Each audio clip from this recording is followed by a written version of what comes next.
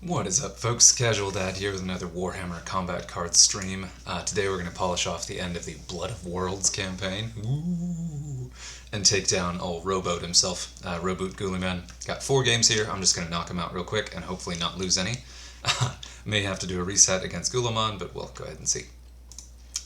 So I started out with a Skull Taker deck, went for the max bonus to clear out the free cards as quickly as possible, and then changed it in the middle to go ahead and add the Lord of Change and then 2 of the strongest Skull Taker cards in there. You got your World Claimer for that fear, lots of damage, and then a really, really sturdy body. And then Lucius himself, just because he's really tough to shift, gets Furious Charge twice and has a bunch of hit points to chew through. So they kind of balanced out the deck, and I still had a lot of bonuses in there to power through the free card. About 2/3 of the way through, I switched to Huron. This is likely to be one of the most powerful counters to Ghouliman. I brought him out. So going back to this, the Lord of Change I brought in specifically because I was struggling to clear shields. At rank 4, shields take a really long time to clear, and then also because I was struggling against Akaram. And so that's probably the same things we're going to see, and I'm going to struggle against with Huron, because especially when we go against Ghouliman, the thing I really need to be able to do is I need to clear out Tigurius quickly. So need that target acquired, need some good timing, need to hit him really, really hard, really fast. And that's a little bit more challenging without the Lord of Change, but we'll see how it goes with Huron. What's the number 1 rule about deploying in Warhammer Combat Cards? Number 1, first thing, always make sure you are not deploying against Artemis, because it's usually a good idea to play your most powerful cards, but if you do that against Artemis, you take a massive hit real quick. And that's not great. This is a great start generally, but against Artemis, this is real. Let's see, we'll play it risky. He's going first, he's got a little shield icon there. I have a taunt card up, so I should be okay. Hopefully this guy isn't able to clear out the taunt guy and poison my Keeper of Secrets. That would be a bummer. No, he went melee. Good. Okay. Easy peasy. Huron, of course, has the ability where anytime one of your cards gets a kill, he then gives them stats equal to, what is it, 40%? Yeah, 40% of the cards, the attack stats of the card they killed. So he's really good in this campaign. Just because you're running max level cards that tend to have a lot of durability, and this gives them a lot more punch to clear through things quickly, which is great because usually a Huron deck is not full, so you tend to have a little bit of a thin deck. Wow, another one? Okay, that's a bummer. Wow. Okay, so 2 target acquireds is great. The damage bonus is a bummer, and you're seeing that Artemis damage take a hit out of me there. Also for this campaign, if you're not aware of it, every single round the cards deployed on the board, ooh, that was close, get an additional +5 to their base melee stat. So that plus Huron's ability gives you some pretty terrifying melee stats if you can keep your cards alive for a while. Oh, yuck. But Artemis's ability is really triggering here, and then that Furious Charge, yeah, is going to kill him outright. Ugh. That's not good. He's only got 2 cards left, but one of them is Artemis himself, who's got to be max level, so he will have target acquired, so I don't want Huron to be my last guy who's got higher melee, 74 and 40, but that's with fear. But he's also got Inspire. There we go. Okay, so I'm going to try to soften things up a little bit and get maybe a kill or 2 before Artemis himself deploys. Ooh, but that's not going to work out because it was his turn. Oh, that worked out, actually. Kind of. So no, oh boy. So you never give up until it's, like, it's not over until it's over, but this is not looking good. If I had a ranged debuff, I don't. That's a bummer. I do have fear, but I'm very likely to lose this guy on his turn. Or actually not. Well, yeah. And that's good and bad. Yikes, will that be enough? Ah, brutal. That melee debuff, man. Alright, he's got me pretty handily here, so I'm... So knowing what we're up against, I'm probably going to tweak this deck. I may actually go back to Skull Taker, because this isn't one of the decks that gives Skull Taker more trouble. And my Skull Taker is definitely a little bit more even and not quite so top-heavy. Artemis really loves going up against a top-heavy deck with a couple with a low card count, really high hit point deck.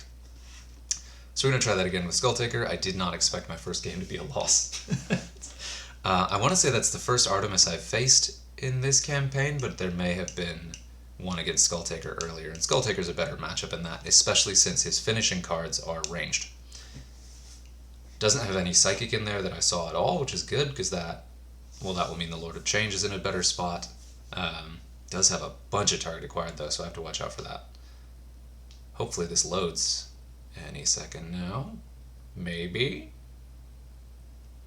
If I have to quit and restart the game, I will. But hopefully not.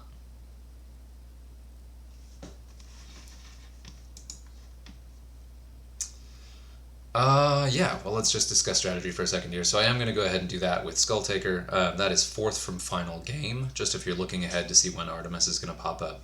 The Warlord's going to be the same, the decks should be the same, but how the decks are deployed during the game will vary a little bit game to game.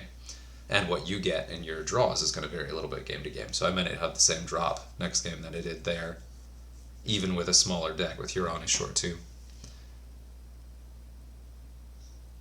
We may go ahead and pause this real quick and quit to restart, because this should not take this long. We'll be right back. Alright, and we're back. I just wanted to make sure that I saw the crushing replay of my defeat in the end there. Okay, so switching to Skulltaker, better matchup for Artemis. Let's go ahead and knock it out. I want to knock out a couple games here and get through the final rounds, so I'm going to try to play fairly quickly. And again, this is the deck I already built. I didn't change anything in it, so you're going to see a lot of familiar cards. I may regret that, but this has a lot of sort of middling cost cards that won't worry about Artemis's ability and will be good to feed to these guys. Now I know he's got 3 target acquired cards in there, and that's oh man, I pulled the primary Cardinal Sin against Artemis. I played my beefy cards early. Don't do that.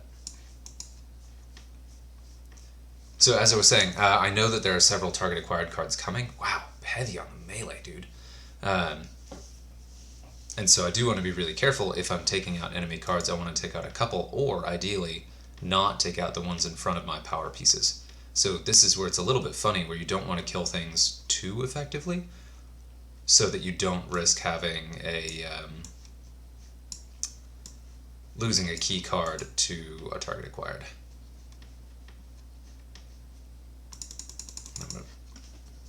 And so this is good. I'll kill all of them, which is unfortunate because Artemis's deploy is going to hit me hard, but I have 2 power cards still in the deck. This target acquired 1, next is going to be in the middle maybe. No, okay. Target acquired 2, there's a 3rd one, but it's not that one. Interesting. That's a bummer. The good news is he's doing ranged, and so I did manage to avoid my Lord of Change getting poisoned or target acquired. That's good. Again, there is still one more. Oh, let me look at this. 134. Yeah, that'll take him out. Okay, cool.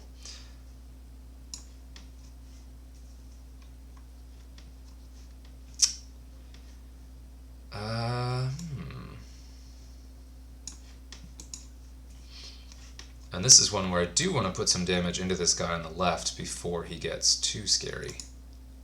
And it's funny, all week I've been looking at him in the store and thinking about how he's not... Oh, nice, I got range debuff on World Climber. Sweet. Thinking about how he's really not that great. And now here I am being like, ooh, that guy worries me. No, that'll be good. Ish. So he'll die, he'll kill the guy on the left, and may even kill... Yeah, he did. Wow. Lethal to both of those guys. Death Blow, really, really, really good with Skulltaker, especially in this scenario. Ugh, bummer. Okay.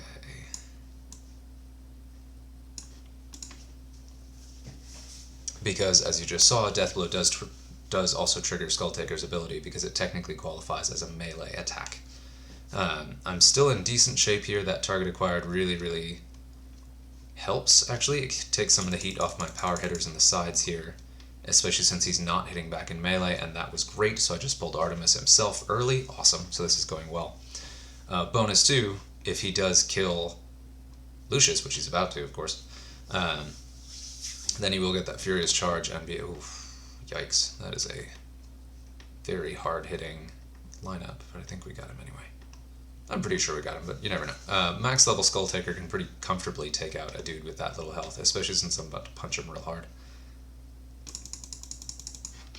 Yeah, okay, so definitely a better matchup. I did get a little bit lucky there, but it definitely was a stronger match. So that Artemis deck swings pretty wildly from a really early offensive melee punch to a very, very significant ranged punch in the later turns.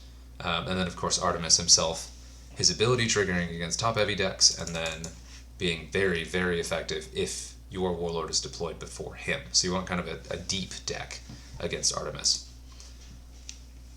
Now, I think the Skull Taker deck can still manage against most of these opponents. The Lord of Change is actually especially good against Akaran. We're going to go ahead and try it again. But I am going to switch to Huron for the final match, and if I don't succeed with Huron, I may try Ahriman. We'll see. Okay, Voldus, not the best, but it's fine. Against anyone other than Artemis, you do want to play your power cards a little bit early so they benefit from that +5 melee per turn. So let's see if I can get that Lord of Change out. Bummer. That's right. Excuse me. Ooh. Good and bad. That's a pretty nasty starting lineup, and I didn't get the best drops to start. I didn't get either of my power players early on. This deck is a little bit faster. One great thing about World Claimer is he's got a jetpack, so he's a little bit higher initiative, so your chances of going first are higher with him. Most of the Slanesh cards are pretty fast, but the filler cards I have in there aren't, so that one, my Huron deck, tends to go second. Ooh, God, that was already powered up. Lord of Change. Now here my homeboy on the right is already a little bit powered up, so I want to take him down fast so he doesn't benefit too much from Voldus's ability, which is just a flat psychic buff for any card that's on the board when you deploy other friendly cards. Ooh, I got him. So that's a bummer. He's going to deploy again, and these two will get a nice psychic buff. Wow. Good news, though, is that I've got enough psychic on the board. They're probably going to shoot me. Nope. They have enough. They want to go ahead and go with psychic. Wow, that was a lot. Okay. But that's okay. With the Lord of Change's area of effect and Death Blow, I should comfortably take these guys out. Yeah, nice. Okay.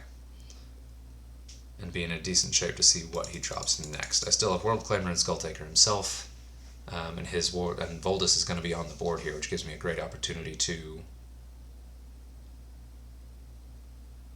have an alpha strike with Skull Taker. Skull Taker lands for an insane amount of damage at max level, dropping for 108, and then so if you attack no taunt, you're dealing 216 damage on your turn, which will kill anything up to about Voldus's health. So if I do any damage to him, oh man, that's a bummer. Yeah, ouch. Probably gonna psychic, yes. World Claimer easily tanks that with range or level 4 fear. I'm gonna go ahead and soften him up a bit. And he's doing, wow, I mean, that is significant damage. As long as Skull Taker's not alone on the board, which he won't be, I'm not concerned about losing him, even if it takes a turn to kill Voldus, which it won't. I can actually drop Skull Taker now, and if I'm doing my math correctly, which I am, it'll actually kill him outright. Pow. So, sweet. Always remember Skull Taker's ability applies on Warlords, and that he does have Furious Charge. Cool. Okay, so that's 2 down. Next up is going to be probably Akaran. We'll go ahead and open this pack real quick. Akaran is usually the final boss before the final boss, because he tends to be a fairly challenging warlord and is a bit of a block for those folks who are playing through quickly. Oh, heck yeah, that's a great pack. So let's see it. And in this against Akaran, my Skull Taker deck is a little better, because Skull Taker's ability will finish off a Akaran card, and then also because the Lord of Change can clear up those. Okay, Tolmeron. That's good and bad. Tolmeron is the best matchup because I can just wail on him, and he's probably not going to have very good melee response. I'm also going first. That's awesome. That's not a good start. So his ability triggering for ranged, wow, that really didn't work out for you. Means that so this campaign is very, very melee focused, and there really aren't Space Marine decks that have no melee, but Chaos is one of the most melee heavy factions in the game, understandably. Of course, that's very much in line with what they are. And so he's going to be playing a shooting deck that's going to be dropping a bunch of melee cards. So this is a pretty easy final match, actually. I feel pretty comfortable saying that, even though watch me now lose.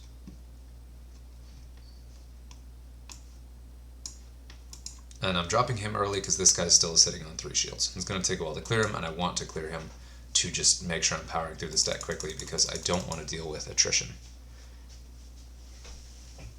So that should clear his shields. Chances are he's going to be shooting. Wow, it didn't. God, it's so many. Yeah, it did. Okay. Still a lot of shields. And so I'm going to go. Ooh. Well, that's just weird, buddy. And he played his actual shooting card last, so that didn't get the expected benefit from Tolmaron's ability of just applying a flat ranged buff to any card that's on the board when you play another friendly card. And I'm going to promptly just chainsaw through these. He still has a lot of cards in that deck, though, so I'm a little concerned. The good thing, though, is that this guy's very expensive, so even with these very stacked campaign decks, I don't expect him to have too much in there that's scary beyond that. You will also notice this deck doesn't have any taunt, which I regret every single time I run it. But it's alright. Ooh, that was a good drop. Now here again, he's probably going to shoot me, but he may do Psychic. No, he's going to shoot me. Okay. Which is not going to be a very impressive range shot, but still, with a taunt on the board, it's not what I want. But these guys have been on the board for a long time, so they have really, really high melee. So I should... I don't think I'm going to kill him with that, but it's going to hurt him real bad. No, okay. And he's almost certainly not going to be able to take out the Lord of Change the next batch. That's good. And look, more melee cards. Ooh. Ooh. Okay. If there's anyone I would measure against Mephiston, it's going to be the World Claimer. But that is a... Ooh. Oh, wow, okay. So this is funny. So in my Space Marines review, I talked about 2 cards that if I saw them against me at high level, I expected to lose the game, and that was these 2, right here. The Blood Angels heroes are extremely scary, and I only just caught on to the theme that this Tolmaron deck is a Blood Angels Tolmaron. So I think I'm in decent shape, but I need to kill one of these guys to pull Tolmaron himself before I lose. But yeah, Asterath at max level is just probably the most dangerous card in the game, especially in a melee space. Wow, that's not good. Especially in a melee Space Marines army. If you did the last campaign and you didn't run... if you had Asterath, of course. If you did the last campaign and you didn't run Asterath in a Helbrecht deck, you just haven't lived. It was just nuts. He's just throwing 700 damage in the final rounds. So I lost this, so I'm going to have to reset. But now I've seen it. So heads up, Tolmaron is going to be a heavy melee Tolmaron. And all I needed was one more card to tank that, one more thing to hit him. That was my bad. So, but yes, in my Space Marines faction review, I mentioned that one of the, and actually in all of my faction reviews, I mentioned that one of the perks of your cheapest warlords is literally that they are your cheapest warlords. You can consider their trait as blank and just put your most powerful cards in there. And that deck, I only just realized, was themed to be Blood Angels. So that was a Blood Angels deck. Ooh, do we try? We're going to try this deck because it's extremely aggressive and may give me some beefy cards to go through the middle. He doesn't have any target acquired in there. The first few cards up until the last couple really aren't very dangerous, and with Huron, I should build up enough offense to chainsaw through it, and with the very high fear and hit points of my cards, it should be in a decent shape. And I have poison to deal with that guy, but also I now have seen what else is in there, so I can pretty much ignore this dude. Or not. We'll go ahead and hit him with some poison early. what to do here.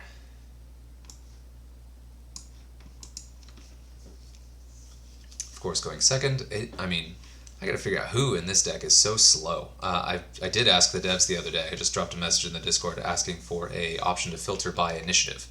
Because if you want to build a fast deck that deliberately is going around attacking first, right now you have to individually look at every single card and figure out which ones have the highest initiative value. Or it'd be really nice to be able to apply a filter that just showed which ones, or just sorted them by initiative. Which we do not have yet, but, you know. Ooh, nasty. It's that taunt card. I cannot tell you how utterly terrifying this lineup right here is. Max level poison, huge amounts of hit points. Just the Furious Charge and Inspire on Sileski. Insanely powerful cards in a really, really powerful ability. Like, this lineup could solo most decks, including in a campaign. Now, that's not going to be the case here because this campaign is very scary, but still. Okay, so that actually looks more like the way the deck was designed and more the way that the AI would want to play that, is you want to play your heal card after you've dropped one of your big scaries. Unfortunately for him, it's not a big enough scary to really intimidate a Keeper of Secrets, especially one that's been soaking up some fire for a bit. That is annoying too. Okay, so the shield guy there is also applying that melee debuff that's really giving me some grief.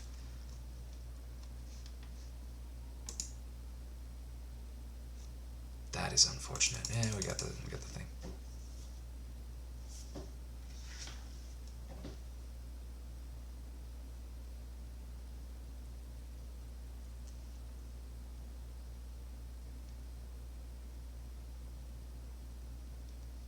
Okay.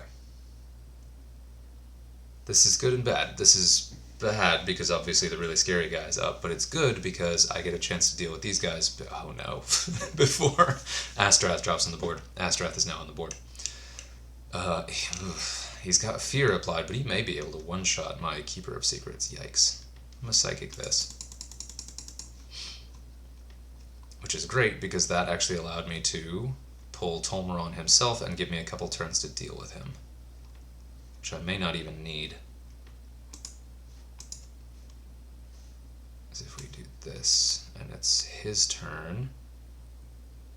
And that is okay. Let's see who's hitting harder. 111. But they both have Fear on them. I don't actually know which one's going to hit harder. I do want the Inspire. Oh, nuts. Okay, can he kill him? Yes, but that's probably going to happen anyway. Okay, so you're just talking through the thought process there. I want to hit Tolmeron himself. Oh, good. Okay, he did Fear. The other concern was if he didn't do a Fear-based attack. Excuse me. What am I thinking? Oh, that's bad.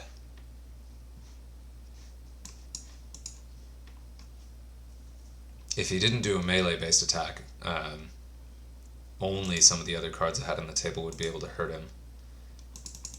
Ugh. No, I lost this too. Okay. Yeah, so I should have put one of the scarier things across from Tolmeron itself in that round so that it would actually do him some damage and give me a chance there. Brutal. So I saved the target acquired for the end, but then he deployed too quickly, and I ended up in a spot where I didn't want my Warlord on the board. So let's muck around with this a bit. I'm actually going to try a different Warlord. It looks like he's going very heavily on... I mean, obviously we know what he's going very heavily on, so I'm going to do a Psychic deck. We're going to be extremely aggressive on the Psychic. We're still going to have Syl in there just because he's just absolutely insane. This guy in here because he's got some durability. No, too expensive. Okay, drop you. We'll place you with you. And this is not fine-tuned in any way, so I may lose. This guy at max level is absolutely insane. So he's going to be my Inspire. I still want a couple points left over for the Taunts, which is convenient because that leaves me with him, and then we're actually probably going to lose him. I'm going to regret that. For this guy, yeah, and then we still have enough points for our cheap Taunts. Now, the cheap Taunts aren't going to save you necessarily, but they're good to have in there. What do we have at 25? No No psychers at 25. Okay.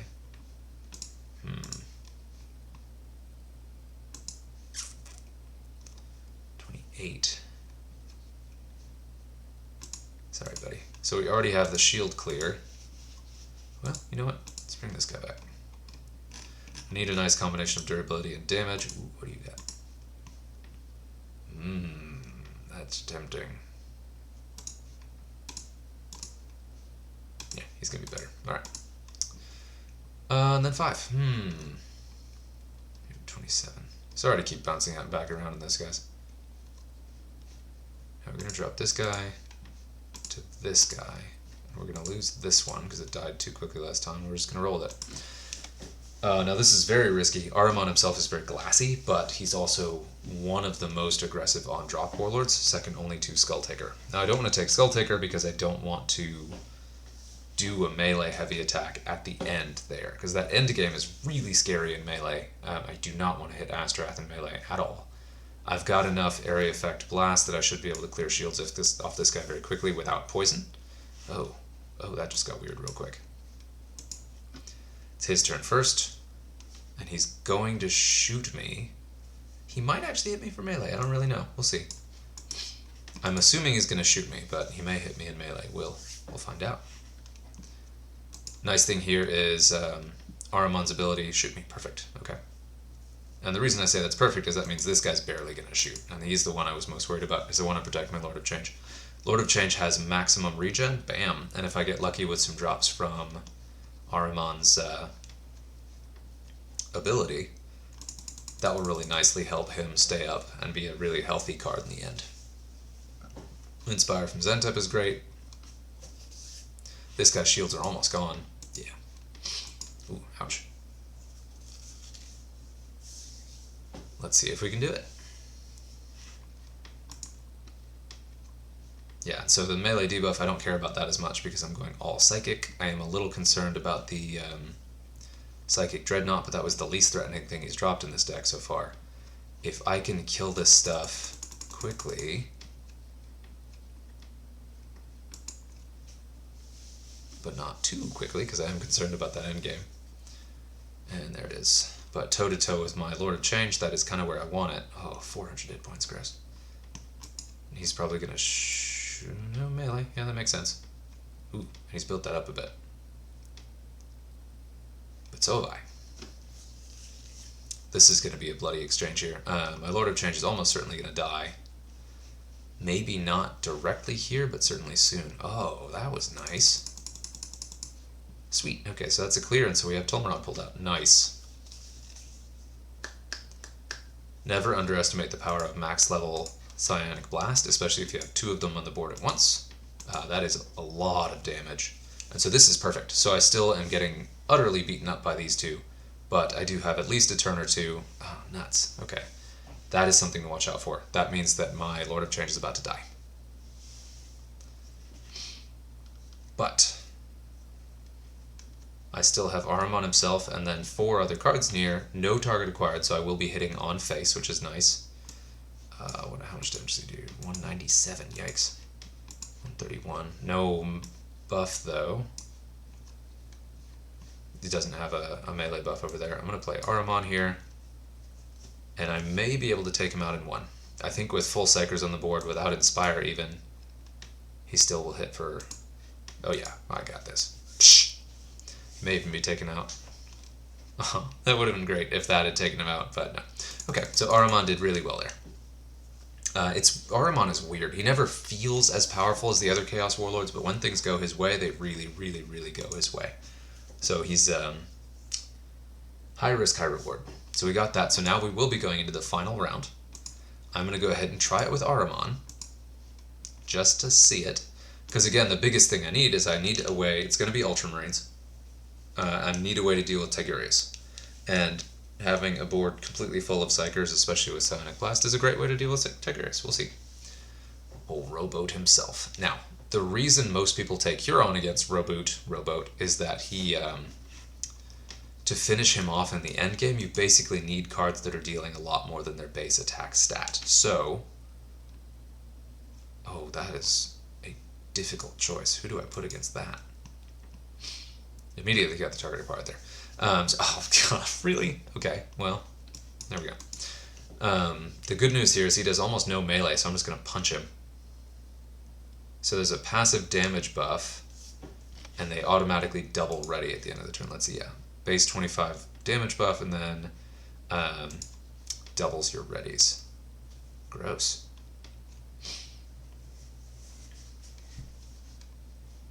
Okay. Now I'm going to try to clear his shields as quickly as possible. Tigurius is the biggest threat in this game. So again, Roboot is going to be on the board probably with other bodyguards, but even if not, he's very difficult to bring down himself. He will almost certainly pack passive damage buffs. He attacks with every single attack type himself.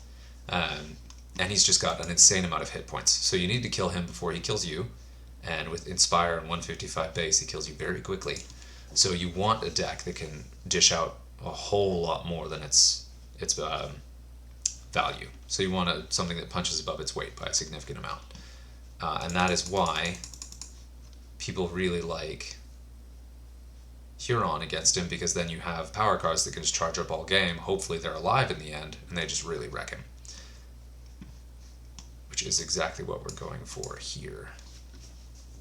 But the thing about it is I don't have that, so I'm relying just on these cards doing a lot of damage. Oh, come on. Which is good, because they will. But that does make the end especially risky, and he's going to take out my loader change. Okay, so we have now seen the deploy. We know to watch out for the big game hunter guy right in the middle. Yeah, jerk. So I'm probably going to clear these guys, and then promptly get my face stomped in by Guilliman himself, because what I have is running on fumes. But I have seen what he's going to bring, for better or for worse. So we'll take out Ahriman himself, which is good. This still is okay, just because it means that on his turn he will play someone other than Roboot, and then I'll actually have a good chance to clear his board. Oh god, okay. Alright, so as I'm taking notes here, this is going to be a really good matchup for Huron, because there are a lot of decent picks for him to take off. I may want to tweak the deck, just because I'm not totally sure I want to take it the way I have, because it's mostly cards that cost more than 40. Yeah, that is, oh, gross. So again, himself, 500 hit points on the board, with an outflank, with damage buffs and all stats. Yeah, you need to trade favorably against Guilliman. You need to make sure that you are coming to the game with more power than he does. And that's actually what makes him a much more difficult boss than Scarbrand. His Space Marines have several decks that charge up over the game very successfully. Voldus, of course, and the biggest one being Helbrecht. Chaos really doesn't. The big ones you have are... We're going to try a Baden. Let's see what we can do here. This is a huge mistake. I don't want to do a Baden. I want to do Huron. I think Huron is the best match for this. I've beaten the guy before with Huron. Let's take a look at this. So I don't think he's the right call.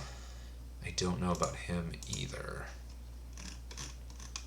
So we're just going to play with this. So I need durability. I need some more powerful taunt. I'm going to throw him in there instead of her. And we're going to throw him out. Throw him in there for that Medicaid to heal me up. And throw him in there just because he's in... I can't, can I?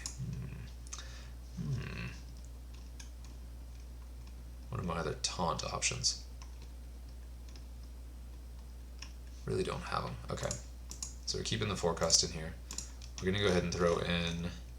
So we got 33. What is the peak we can go to if I just go straight to 33? Oh, you're still here. But no. Okay. This guy's particularly good, especially with max regen and deathblow. He's pretty great to have in there. I may actually throw him in there, and we'll just say to heck with Medicaid. He was kind of a surprise pick for me in some last games. And then we still have 14. We got a couple new cards. This guy's actually really good, especially if you can keep him alive for a couple turns to go ahead and build up that death blow. Really good. And we have 8 points. I could do... I'll put her back in, and then I still have 5. Drop you in there. A little poison, just in case. So we got some ablative cards to kind of tank some wounds and soak up some really beefy attacks. That'll be good with some of those Furious Charge cards, if it's my turn. You don't want to play a quote-unquote ablative card on it against something that's about to Furious Charge when it's their turn, because then they have an open lane on you with that card. I'm going to drop him in here, because he's going to finish that guy off very quickly, and then I will also have Inspire on the board. Ah, yes. And he's going first, of course.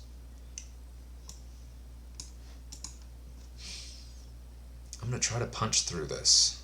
Okay, good. So I had forgotten that he played an early target acquired there, and it's his turn. What's he going to hit me with? He's going to hit me hard. We'll go ahead and do that. Now, that is earlier than I expected to sacrifice that guy, but then I'm going to hit Tigurius with poison, which will help clear him more quickly. He may not want to do Psychic against me because I'm going to hit him really hard, but I'll hit him hard on every other one, so he probably is going to do Psychic. Yeah, okay. So the AI is very risk averse. It's always going to go in the most favorable attack type, even if it's also one that's favorable to you. And then also, you know what? Let's just punch this dude. Let's just punch you for all you're worth. Tigurius. As I can pretty heavily hold him down. He really doesn't do much damage outside of Psychic, and in Psychic I can hit him back. So we're going to go ahead and do that. And I'm doing so much melee damage that that should fairly quickly chew through his health, even through shields. And since I'm attacking back in every attack type, I will be clearing shields every turn. Got my... Oh, no. Okay, of course I knew that was coming. Good news about that is range damage is pretty unimpressive. And again, that lets me clear another shield off the man himself. Also, that means that I get a little extra defense here, because any return melee attacks are going to go against Silesk and not against my Keeper of Secrets. Very nice. Okay, that's bad because he is over 40, but he's got almost full health. Okay, he's playing early, so I'm almost to Guliman. Woof. Okay, this is a little bit bad because I have that open lane, and he's going to hit me with melee, which may actually kill my Keeper. God, he's cheating bugger. So I wanted to record this in part because I've got some ideas how to beat Guliman, but also another key thing is that this is a campaign that happens often. So we do see Guliman repeated quite a bit. And then also, because I personally struggle against it. I rarely beat these final matches of Chaos versus Space Marines because it's just a very difficult matchup for some of the reasons I've talked about already, and because he's just loaded with big game hunter cards in there, and most of Chaos's best pieces are going to be big game to be hunted. And also Tigurius himself is one of the most obnoxiously overpowered cards in the game. So it takes so much to bring down Tigurius that for the entire game you're just kind of out of it. So we're going to spread this out more. I'm not going to stake a Greater Demon. I'm going to go all Fear. And I'm still going to do... I'm going to change this up. And if I have to do another reset, I will. Did I just hit start? No, I didn't. Edit deck. There we go. Okay, and I could look at some of these other warlords. It's a... You know what? Let's try Glowythrox. Yeah, Glowythrox this mess. So with that, we want to start with our cheap taunts. And we're going to throw the Nurglings in there, and this guy, and then let's just top-heavy the heck out of this stuff. Now, this is a challenge, though, because I do want to be very melee-heavy. And I want the cards that will grow over the course of the game. So that's a good choice.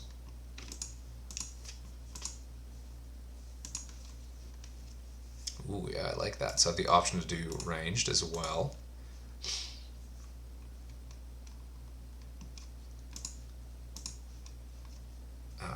You know what? Actually, so looking at his deck, he's actually very So it's good to have melee for defense. Ooh, actually, so let's drop this guy and we'll do this guy. So he's going to hit me for melee and psychic, so I won't hit him back for that. But he's not really doing a lot of ranged, so if I hit him for ranged... So I have this guy in here because he has enrage, so he's going to just hit harder and harder throughout the game. And he's got good range and good melee. Who else do we have? And I also like him because he's got death blow in there. Now that guy's got barrage, that's good too. Oh yeah, you just got buffed. Doesn't have a melee attack stuff. So since the campaign bonuses that you get, passive buffs to, yeah, why not? It's ragey after all. Since you get passive buffs to melee, you do want to come in bearing something pretty heavy in the melee category. But it is nice to have some ranged as an alternative, and you don't want to rely entirely on melee because he's hitting harder in melee. So just to kind of talk about the strategy here, I'm going to feed some of these cheap cards to the big heavy hitters while I'm clearing out the guys on the edges. This guy I don't know about. Who else do I have at 49? Not much. That's kind of an awkward dead patch. Okay. Still questioning this guy. In a similar vein is going to be this guy. And he did pretty well last game. He's also doesn't trigger Big Game Hunter because he's under 40. I missaid that last time. Gives me 74. Oh yeah. Oh yeah, I'm going to throw you in there. And then now we're running a little bit more ranged. So let's take these guys out. So we've got melee attacks, but we're running mostly ranged. I'm going to go ahead and throw this thing in here. A little bit of barrage. We have 36 still, which is, oh yeah. Let's shoot the bejesus out of this bugger and be a little bit nurgly. Okay. See if this works. This is a big gamble. I just removed all of the cards that actually do gain power over the course of the game, so we'll see how Rowboat does. And now I'm pretty sure that Tigris is going to play early, so the first thing I want to do is drop an Endless in front of him to give him a nasty debuff right off the bat. And then I'm going to play some crazy stuff around the edges to start clearing through. Man, if he doesn't play Tigurius in the beginning, I'm going to be mad. Oh, you jerk. Alright, so Blade of Taunt. Good news, that means I can very easily clear through this. Bad news, it means it's going to take me longer to actually work on Tigurius, and I need to work on him as quickly as possible. Bum-ba-da-bum-bum. Bum-bum. Oh, he did ranged. Wow, that was a bad idea, dude.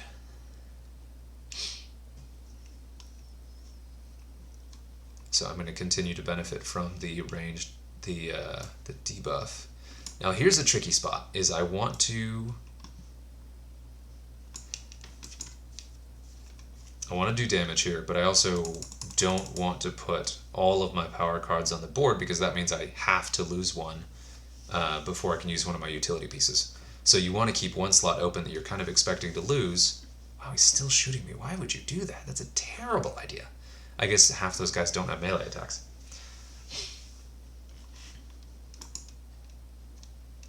There you are, yeah, ugly bugger. So he's gonna probably kill my Bloatrone, and maybe even on his turn, because he's charged up Psychic. Gross. Oh, it's my turn. Ooh, that's beautiful. Okay, cool. And I've got an active melee debuff, so there's actually an incentive here to run a mixed ready deck. So on your board you always have a debuff on there, so that when you're attacking with one attack type, you're making sure he's not building up too much of an attack on his side. Sweet. So that's another one I want to feed cards to. So I'm going to go ahead and do this. Kind of a weird choice, but my Endless guy wasn't one of the options. And now I've got a ranged and melee debuff, which is awesome. Tigurius is still taking poison damage, but it's still going to take a while for him to die. Now that's kind of good though, because it gives me a chance to clear other cards while he's losing hit points, and it gives me more opportunity to hit him with debuffs, so that I can make him just less of a concern.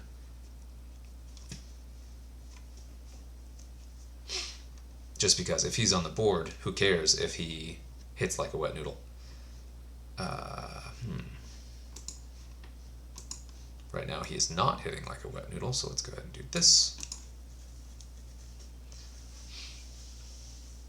And I definitely want to keep my Helldrake alive here, which is going to be challenging considering how hard he's going to be hitting me. Wow, those debuffs do not seem to be mattering at all. Sorry, Glogothrox. Layer enough of them on, and maybe they will.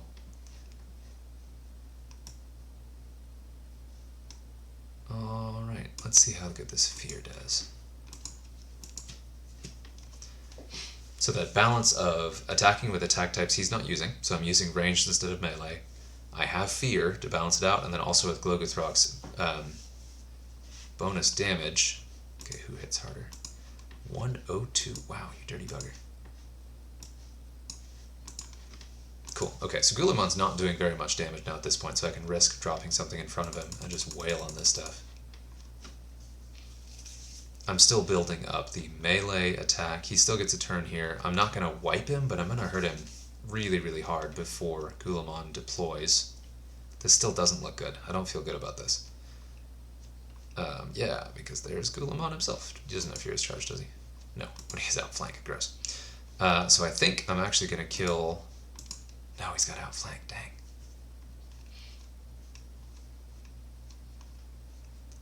So let's see options here, because my next card is going to be Glogothrox himself. It's not what you want.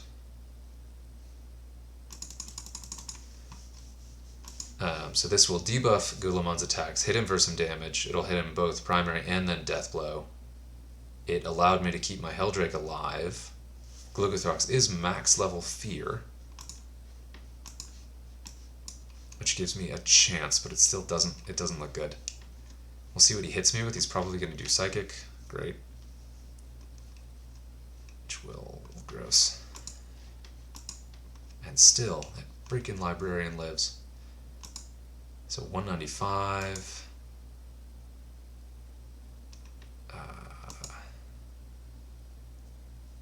God, that's probably my best bet, isn't it? So if he hits me in melee, he can't kill me. If he hits me as Psychic, he can't kill me. If he hits me in ranged, he can't kill me. So none of them will kill me. But his return fire, I want to take the absolute least I possibly can in damage back. And I may have done the math wrong on that. We'll see. Hopefully he can't actually kill me. If he did ranged, chances are he thinks he can kill me, and he can. Yeah, gross. Ugh. Okay. Okay. That felt better, but I still don't like it. So we're going to do one more reset. We're going to take another shot at it. And then... Did that not register? I didn't agree. Okay. Because I want that new card. And also I do want to beat Guilliman. So we'll go ahead and give it another shot. Looking here, the cards that perform the least, I want Regen, Poison. Get you out of there.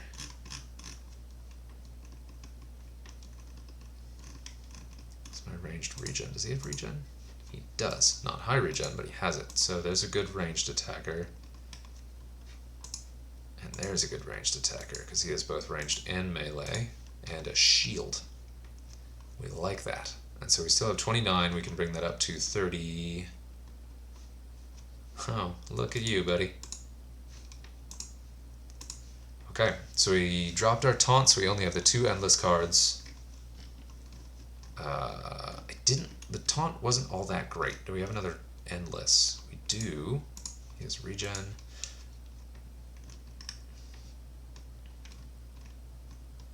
I guess it's subject unliving. Gives me more chances to apply the damage debuff. Alright, let's give it a shot.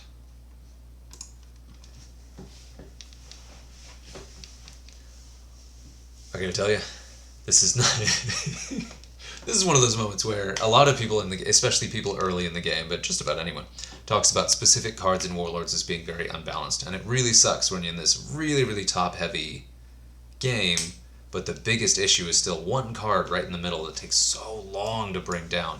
I really would argue that the hardest part of this campaign is Tigurius. I think that Tigurius is the reason this deck is as scary as it is. I don't know that I really wanted to go with Glogothrox again, but we're gonna roll with it. But we're gonna start by debuffing this dude. His Tigurius is just so insanely good. He had his really good he had his stats before, but now he's got the passive buff from Gulamon, which really hurts, and he's got that attack on drop. So he just kills a card across from him when he starts. That's bad against Glogothrox, but still, it's not really bad enough to stop him from doing it. And I get it, he's a very iconic character, but he does definitely seem overboard. And he's been overboard for a while and then got some buffs. Both his own... I think he got a debuff recently where some of his other attacks went down, but still, like, look at him. He's utterly terrifying. And now I am starting with my 3 power cards, and we're just going to wail on this stuff and hope that we can chew through it quickly. It's a lot of range debuff, buddy. You must know that you're going to take a lot of range damage. But yeah, so with rank 4 shields alone, his hit points should be significantly lower, is kind of the key thing. You should have ways to counter him, like poisoning him would work great. Hitting him higher than his shields can absorb would work great as well. But it's just one of those things where he has, like, he's sitting at 300 hit points right now. That's with a single Medicaid played, even after taking multiple turns with poison. He's just this unbelievably scary monstrosity, and it's just... Yeah, I don't want to comment too much on game balance. I'm sure there are reasons why he is the way he is, and he did get a slight debuff. I know he's not, you know, probably the not the highest win rate card in the game, but I would bet that's largely because his play rate is extremely high because everybody wants to put him in a deck, even if it's not a very good deck. I get it. But he just, especially in these campaigns when you're just like wailing on this thing this whole time, like he's still got almost 300 hit points after many, many rounds of combat where I've hit him with everything I've got. And of course I'm not hitting him with target acquired, which would be another option here, but it's just, he still has shields. He's finally lost his shields, and he's not doing much damage now, but he's still almost certainly going to be on the board at the end game and probably be a problem somehow, some way.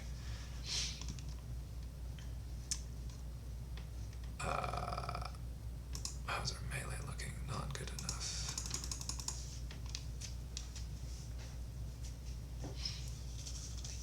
No, that was good because the next drop is going to be... So all of them are going to be debuffed here. And I still have a couple power cards in play. Gross. Calgar, it's funny that Calgar is also very scary in this, but I think that's just because he's max level and it's an overpowered deck. Because he himself is not that great of a card. I think he's priced appropriately for what he offers and is counterable, because a lot of decks just don't see him at all. So yeah, I'm less concerned about Calgar. He's obviously a scary piece in this campaign. But So we're going to get a little bit weird here. I'm going to... interesting. I'm going to start with my shield guy on the left so that I can get a kill without losing a shield. Make sure to poison Ghoul... Not Reboot. What's this guy? Calgar. Make sure to poison Calgar. It's not going to matter because he's got way too many hit points, but good to do it. Hopefully get a poison off on Gulamon, but he's going to just nail me from melee, which is also good because that uses up an extremely overcharged melee attack. And also lets me put some more debuffs on these other cards. And here Tigurius has been debuffed to hell, and he's still dealing significant damage. What are we gonna do? Just talking to myself here. Go ahead and do that and see what... I still have to deal 500 health to Gulamon himself. So this, again, is why you want to get to the end game with a deck that's buffing itself. bleh. Or not that's buffing itself, but that has higher than its starting attacks. What am I saying? Not higher than starting attacks. That has hits harder than it did in the beginning. So this actually puts me in a decent shape because finally Tigris is going to die. I didn't take any damage back from that. Gulamon's range was debuffed. You know what? There's actually a chance we can take this. I still have to deal 500 damage, and he's not poisoned. But I still have 2 cards on the board that can hit really... Ooh. Do I have it? Not this turn. I think I got him. I think I actually got him, so there we go. Oof.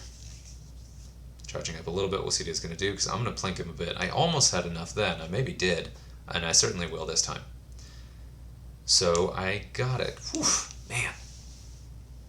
But this is brutal. Ugh. Okay, so Poison, Fear, Glogothrax did the trick. I'm sure other players have done it with other cards. I think last time someone did do it with Ahriman and did it relatively easily, but, well, man, that was a brutal game. Whew. But there you did it. You saw me do it. Thank you for your patience if you made it all the way through, and good luck out there. I don't think it's a pack. Let's go ahead and take a look at this guy. I don't know if this guy's even going to be good or if I'm ever going to use him, because his stats are good. But he is also really freaking expensive for just melee ready. Has a ranged attack, which is nice, but 33 for those hit points and that damage seems high. But I don't know, 33 for 100 melee damage is not bad. And plus the melee ready is nice if you're in a heavy melee deck. It's just cool looking. We'll take it. Cool. Until next time, have a good one.